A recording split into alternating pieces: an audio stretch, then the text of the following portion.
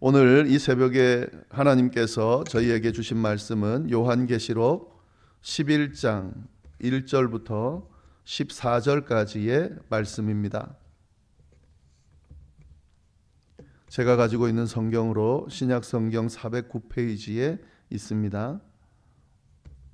요한계시록 11장 1절부터 14절까지의 말씀, 함께 교독하겠습니다. 1절 제가 먼저 읽습니다. 또 내게 지팡이 같은 갈대를 주며 말하기를 일어나서 하나님의 성전과 제단과 그 안에서 경배하는 자들을 측량하되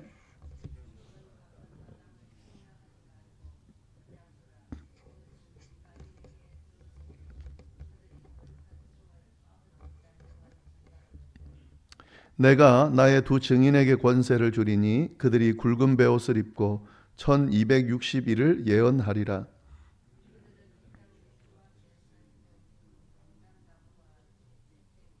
만일 누구든지 그들을 해하고자 하면 그들의 입에서 불이 나와서 그들의 원수를 삼켜버릴 것이요 누구든지 그를 해하고자 하면 반드시 그와 같이 죽임을 당하리라.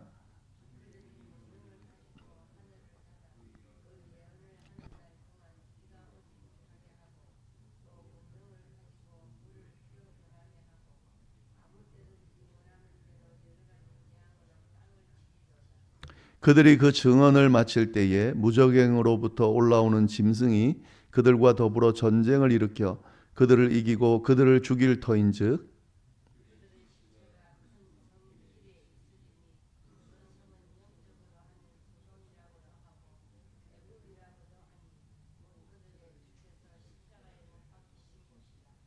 백성들과 족속과 방언과 나라 중에서 사람들이 그 시체를 사흘 반 동안을 보며 무덤에 장사하지 못하게 하리로다.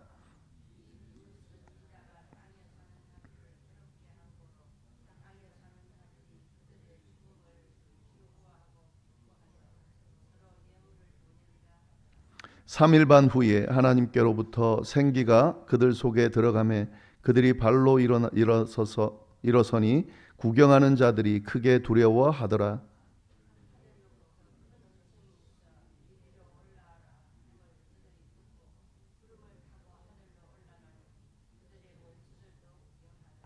그때에 큰 지진이 나서 성 10분의 1이 무너지고 지진에 죽은 사람이 7천이라. 그 남은 자들이 두려워하여 영광을 하늘의 하나님께 돌리더라. 둘째 화는 지나갔으나 보라 셋째 화가 속히 이르는도다. 아멘. 네, 이 요한계시록 말씀 이해하기가 쉽지가 않은데 지금 저희가 지금 나누고 있고 하나하나 깊이 설명은 못 드리지만 그래도 전체적으로 이 요한계시록이 어떤 내용으로 흘러가는지 그런 어떤 구조적인 부분은 좀 잘 이해를 해두시면 좋겠습니다.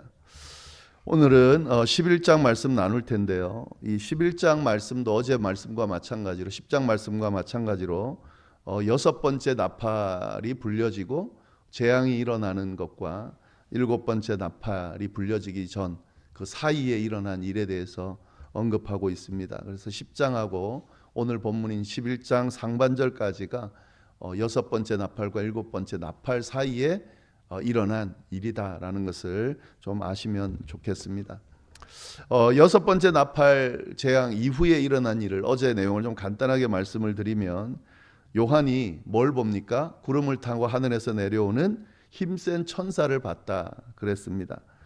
그 천사의 모습이 머리 위에는 무지개가 있고 그 얼굴은 해와 같고 그 발은 불기둥 같은 모습을 하고 있었다. 특별한 어떤 지위를 가진 그런 천사라는 것을 우리가 알았습니다. 그리고 그 힘센 천사는 오른발은 바다를 밟고 있고 왼발은 땅을 밟고 서 있었는데 이것은 이제 세상의 권세를 부여받은 하나님으로부터 부여받았겠죠. 그런 권세를 가진 그런 특별한 천사였다는 것을 알 수가 있습니다. 그런데 이 천사가 작은 두루마리를 들고 있더라는 거죠. 근데 그 두루마리가 펼쳐져 있더라 하는 거죠.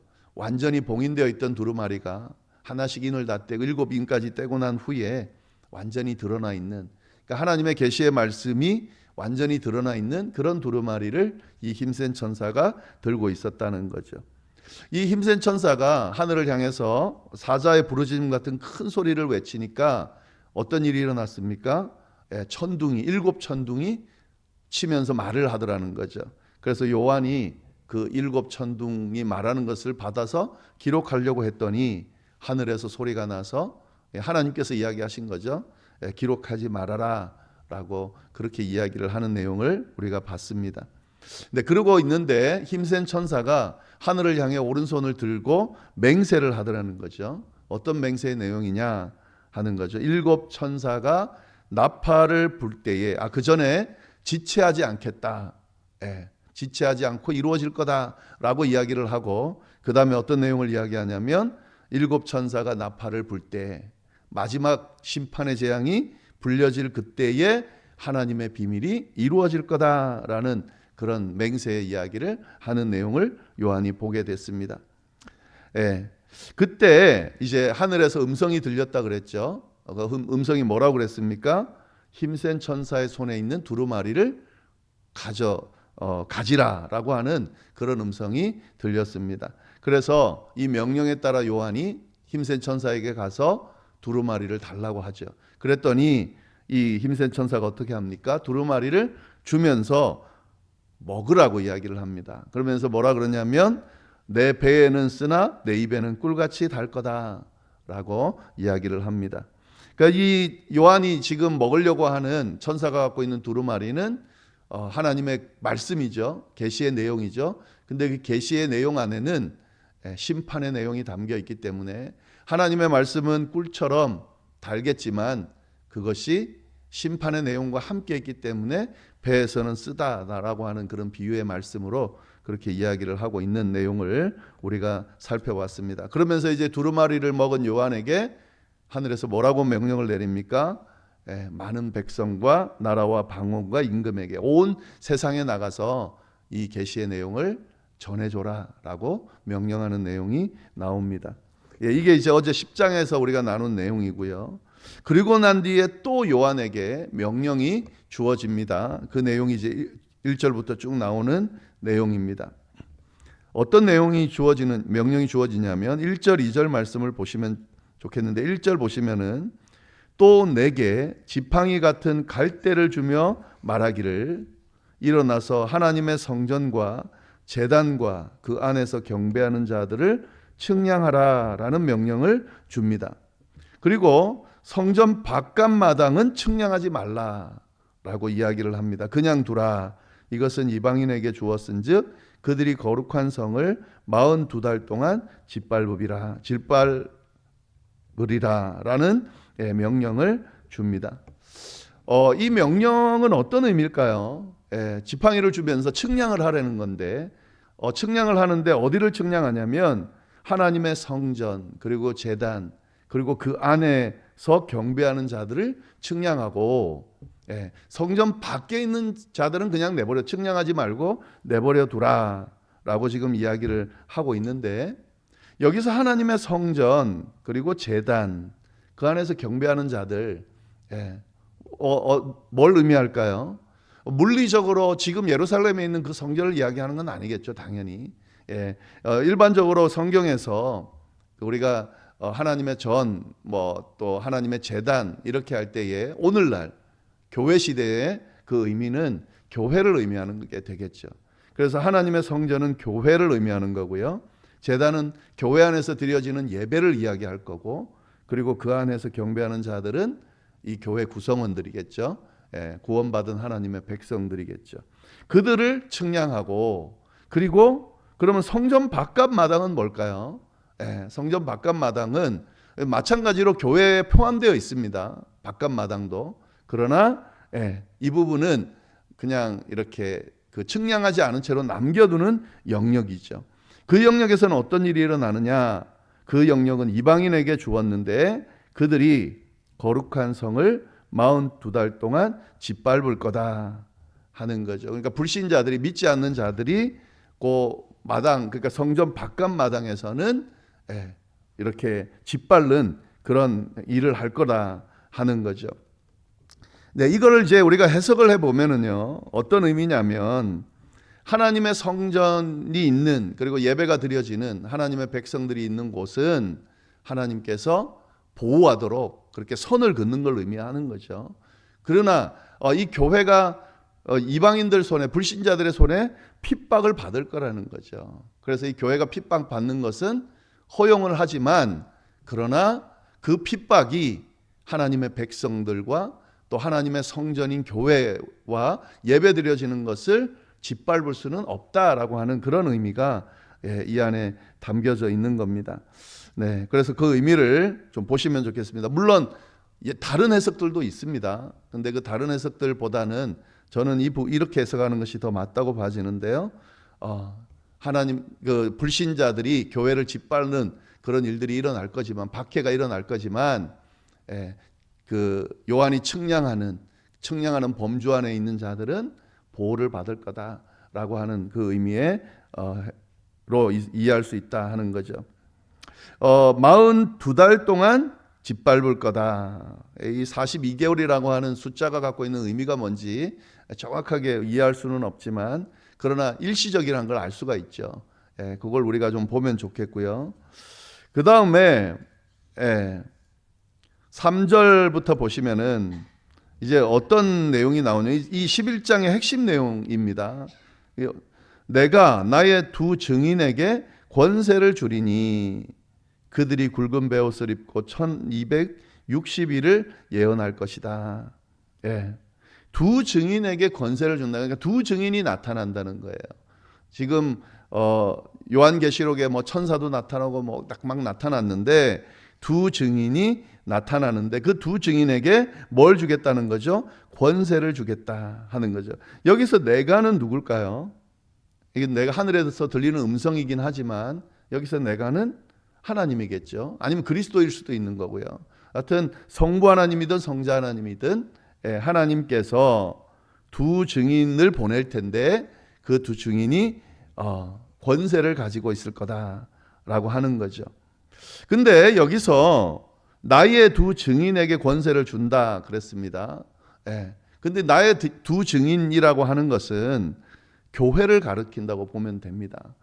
이걸 뭐 두 사람의 어떤 존재 뭐 이렇게 이해하려고 하는 사람들도 있는데요. 그렇지가 않고 두 증인은 교회 전체를 가리키는 것으로 볼 수 있습니다.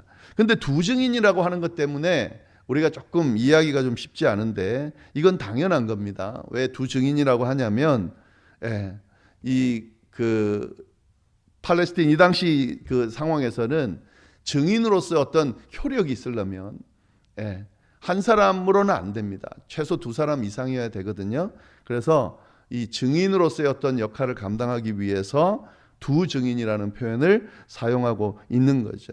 그래서 두 증인이라고 할 때에 이것이 이제 교회를 의미하는 건데, 이 교회가 증인으로서의 역할을 감당할 거다라고 하는 사실을 연결해서 보면 좋겠습니다. 그래서 두 증인에게 권세를 준다는 말씀은 교회에다가 권세를 주겠다라고 하는 거죠. 그래서 그 교회를 통해서 예언하게 할 수 있도록 하겠다라고 지금 이야기를 하는 겁니다.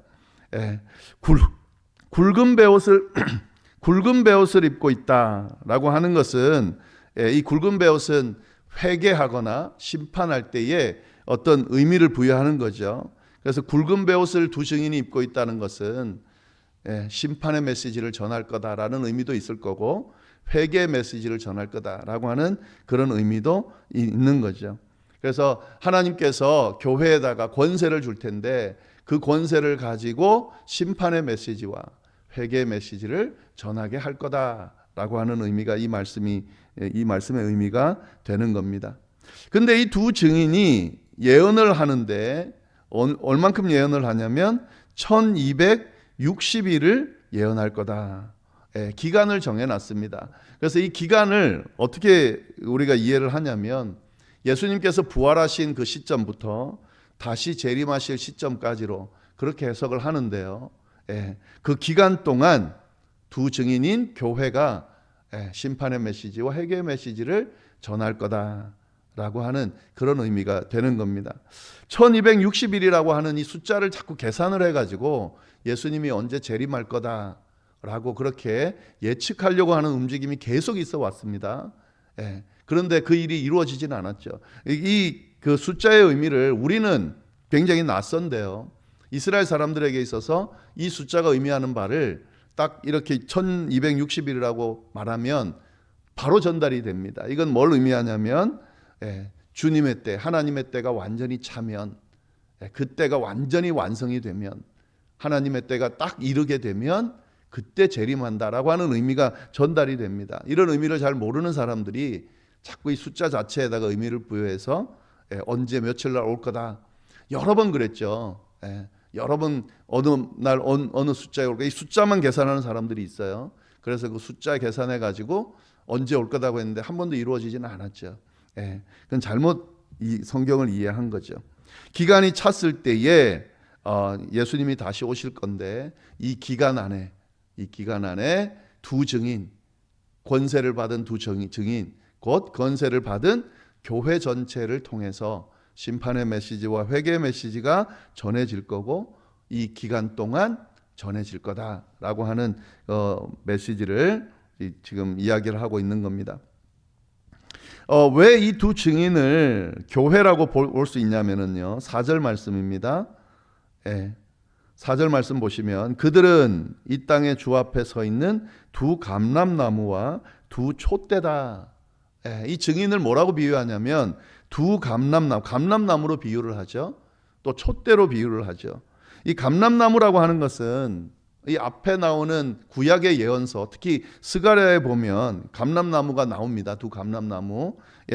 그 감람나무가 하는 역할이 뭐였냐면 제사장의 역할, 왕의 역할을 상징하면서 비유하면서 이 감람나무를 표현했습니다. 제사장의 역할 그리고 왕의 역할을 감당하는 곳이 어디입니까? 교회죠. 오늘날로 하면. 그래서 교회를 비유하고 있는 겁니다. 두 촛대로 또 비유하고 있는데 이 앞에 7촛대 이야기가 나오죠. 그리고 7촛대는 교회를 이야기한다라는 말씀을 드렸습니다. 두 촛대도 마찬가지로 교회를 비유하는 거죠. 이 교회가 이제 그런 역할을 감당하는데 5절 보시면은요. 이 교회가 권세를 받은 그 권세가 어느 정도인지를 설명하고 있습니다. 만일 누구든지 그들을 해하고자 하면 그들의 입에서 불이 나와서 그들의 원수를 삼켜버릴 것이요 누구든지 그를 해하고자 하면 반드시 그와 같이 죽임을 당하리라. 그들이 권능을 가지고 하늘을 닫아 그 예언을 하는 날 동안 비가 오지 못하게 하고 또 권능을 가지고 물을 피로 변하게 하여 아무 때든지 원하는 대로 여러 가지 재앙으로 땅을 치리로다. 이 두 증인, 교회가 받은 권세가 어느 정도인지를 설명하고 있는데 우리가 여기서 한 가지 보면은요. 그들의 입에서 불이 나와서 그들의 원수를 삼킨다. 또 하늘을 닫아서 비가 오지 않게 한다. 이 성경에 나오는 구약 성경에 나오는 어떤 선지자와 연결해서 볼 수 있습니다. 이걸 행한 기적을 행한 선지자가 누굽니까? 엘리야죠, 엘리야. 이건 무슨 의미하냐면 엘리야와 같은 권세, 능력을 드러내는 그런 모습을 보일 거다. 그런 권세를 가졌다라고 하는 것을 설명해 주는 것으로 볼 수가 있습니다. 그리고 또 여기 보면 물을 피로 변하게 하고 아무든지 원하는 대로 여러 가지 재앙으로 땅을 치겠다. 이것도 앞에 나오는 구약의 인물과 연결이 되죠. 이걸 기적을 행한 사람이 누굽니까? 모세죠. 모세가 행했던 그 권세를 드러내는 그런 권세를 이 두 증인인 교회가 가지고 있을 거다라고 하는 거죠.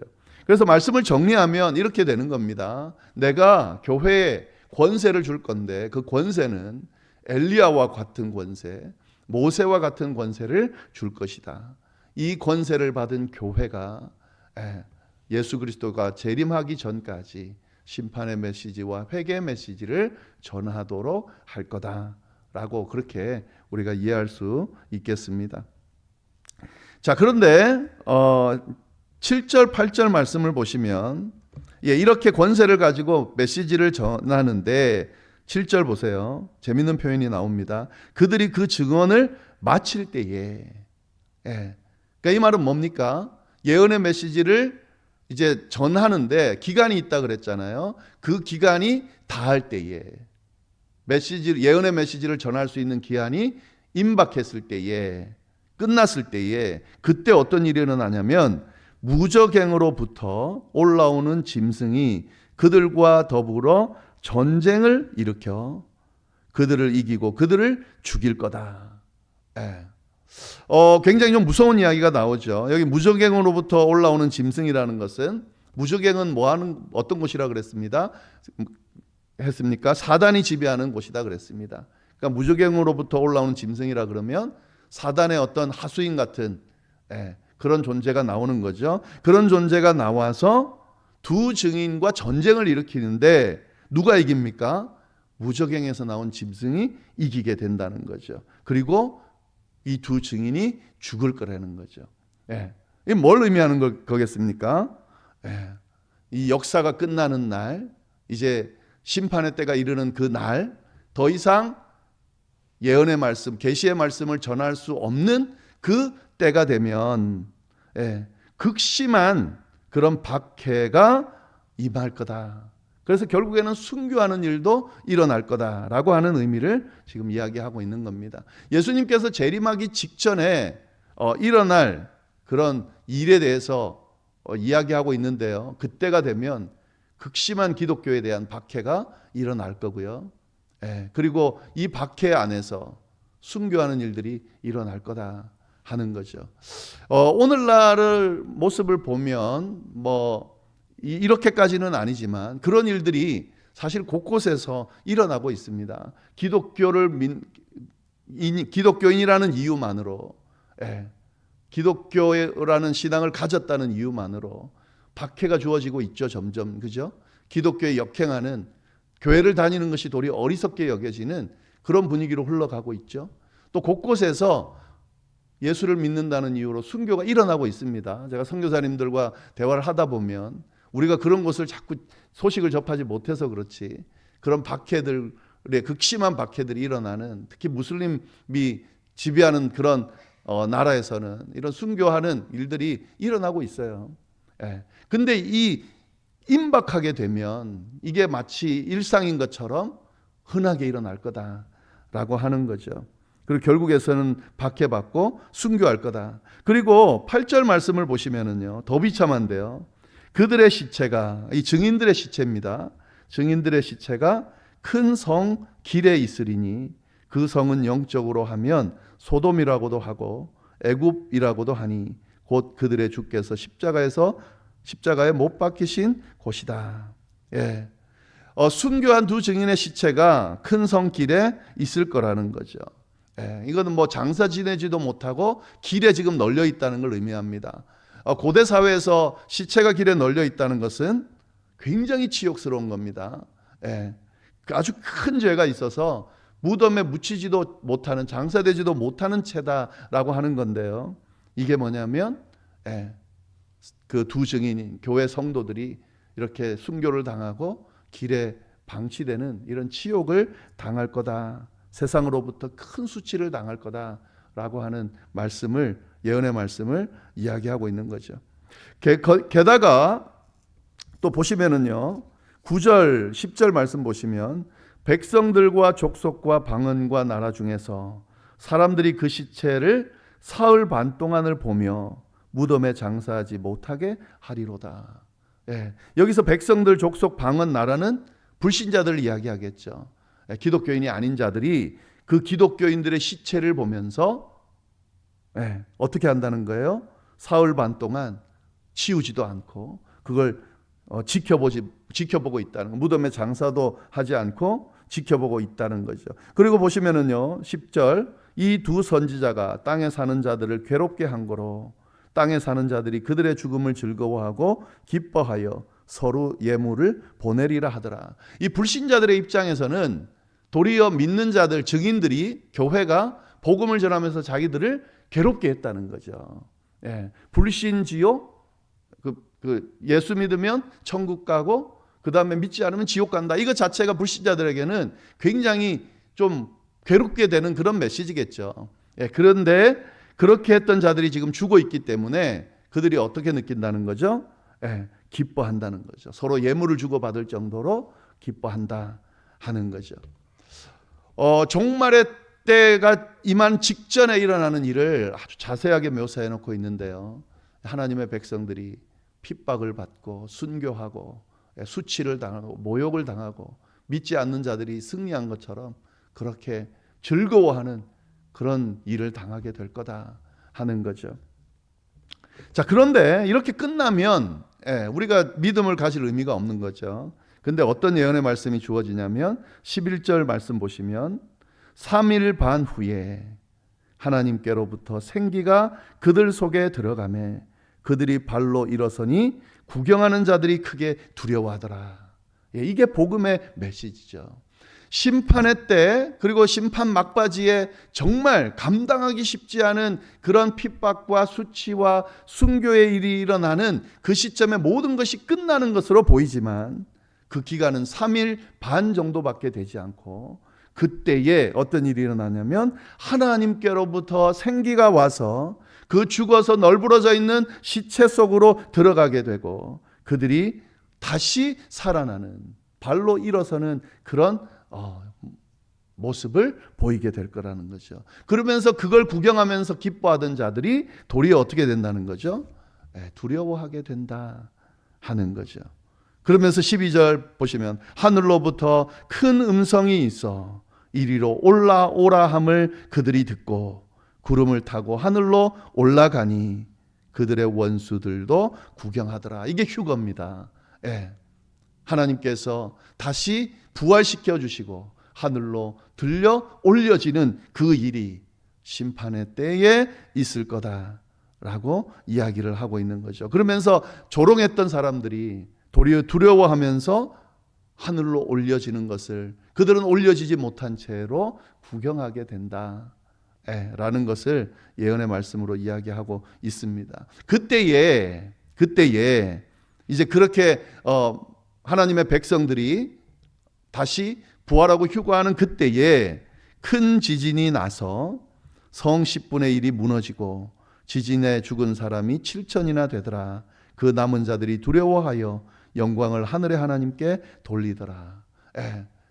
땅에는 심판이 이제 일어나는 거죠. 그 심판의 징조 중에 하나가 큰 지진이 일어나서 성 10분의 1이 무너지고 7천 명이나 되는 사람들이 죽더라. 이제 본격적인 마지막 심판이 일어남을 지금 이제 보여주는 거죠. 그리고 남은 자들이 두려워하여 영광을 하늘의 하나님께 돌리더라. 이때도 아직까지 하나님을 향해 그러니까 구원받을 수 있는 그런 기회가 있다는 것을 지금 보여주는 겁니다. 지진에서 살아남은 자들이 아직은 믿지 않았지만 그 하나님의 존재를 보게 되겠죠. 그래서 회심하게 되는 그런 기회가 주어진다는 것을 보여줍니다. 왜냐하면 이때는요, 아직까지 일곱 번째 나팔을 불 때는 아니니까 아직 마지막 심판, 끝난 심판은 아니라는 거죠. 그리고 마지막에 14절 둘째 화는 지나갔으나 보라 셋째 화가 속히 이르리로다. 다섯 번째, 여섯 번째, 일곱 번째 세 화가 있다 그랬잖아요. 그 다섯 번째 화는 끝났고 여섯 번째 나팔 분 화도 이제 끝나고 한 가지 화가 남아있다. 이게 이제 일곱 번째 나팔이 불려지면 일어날 일이다 하는 거죠. 이제 우리가 내일 살펴볼 본문인데요. 지금까지 살펴본 이 심판의 내용, 재앙의 내용만 봐도 정말 무시무시한데 마지막 심판은 도대체 어떻길래 이렇게 그 심판의 과정들이 일어나는지 좀 궁금합니다. 내일 우리가 살펴볼 텐데요. 오늘 이 말씀을 통해서 우리가 기억해야 될 것은 종말의 때가 되면 될수록 믿는 자들이 믿음을 지키기가 쉽지 않게 될 겁니다. 분명히 우리를 막 응원하고 칭찬하고 그래서 막 많은 사람들이 함께 따라오는 분위기라기보다는 핍박하고 반대하고 우리를 이렇게 괴롭히고 모욕하고 그렇게 되겠죠.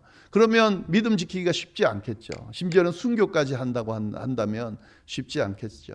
그러나 기억하셔야 됩니다. 그런 일이 일어나는 그 시점이 마지막 때라면 그때야말로 우리 믿는 자들에게는 다시 부활하고 휴거하고 하나님의 나라로 올라가서 영원토록 살게 되는 그런 날이라는 것을, 그런 믿음을 가지고 있다면 사실은 그런 핍박이나 이런 모욕들이 아무것도 아닌 거죠. 예, 우리의 믿음을 잘 추스르고 지켜야 될 그런 때라는 생각이 듭니다. 우리 함께 기도하도록 하겠습니다. 하나님 아버지 감사합니다.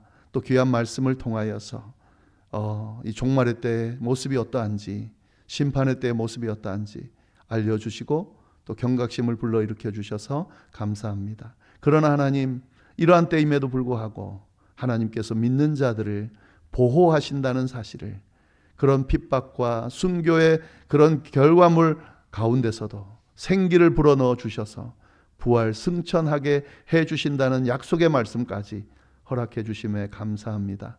하나님, 우리의 믿음을 잘 붙들고 끝까지 이 믿음을 지켜냄으로 말미암아 주님과 함께 영원토록 사는 그런 영생의 삶을 우리가 다 누릴 수 있게 되도록 인도하여 주옵소서. 이 기대감을 가지고 오늘 하루하루를 힘들고 어렵지만 잘 승리하며 살아낼 수 있도록 주여 역사하여 주옵소서.